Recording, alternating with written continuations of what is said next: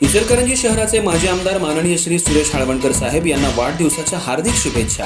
शुभेच्छुक हातकणंगले लोकसभा मतदारसंघाचे लोकप्रिय खासदार माननीय श्री धैर्यशील माने दादा तसंच शिवसेना जिल्हा प्रमुख तथा इचलकरंजी महानगरपालिका नगरसेवक माननीय श्री रवींद्र माने साहेब.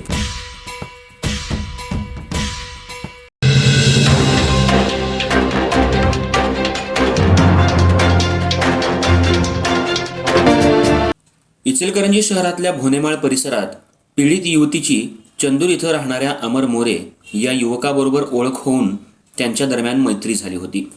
पीडित युवतीला अमर मोरे याला दारूचं व्यसन असल्याच्या समजल्यावरून पीडित युवतीनं अमर मोरे याच्यासोबत बोलायचं आणि भेटायचं बंद केलं.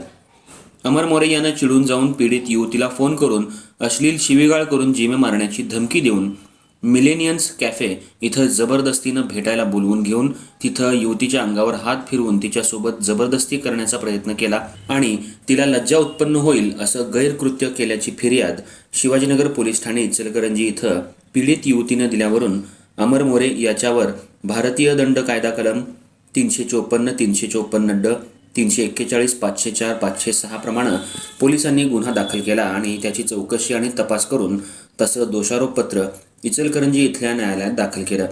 यावेळी आरोपी अमर मोरे यांच्या वतीनं ॲडव्होकेट लाजिम दस्तगीर मुजावर यांनी काम पाहिलं. इचलकरंजी इथं न्यायालयासमोर या खटल्याची सुनावणी सुरू झाली. या प्रकरणी न्यायालयात मूळ फिर्यादी, पीडित युवती तसंच अन्य साक्षीदार यांच्या साक्षी नोंदवण्यात आल्या.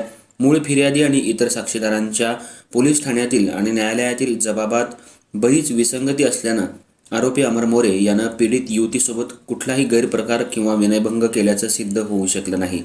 यासाठी संशयित आरोपी अमर मोरे यांच्या वतीनं ॲडव्होकेट लाजिम दस्तगीर मुजावर यांनी साक्षीदारांची उलट तपासणी घेऊन तसा बचाव युक्तिवाद करून न्यायालयासमोर आरोपी अमर मोरे यांच्या वतीनं ॲडव्होकेट लाजिम मुजावर यांनी चांगल्या पद्धतीनं बाजू मांडली.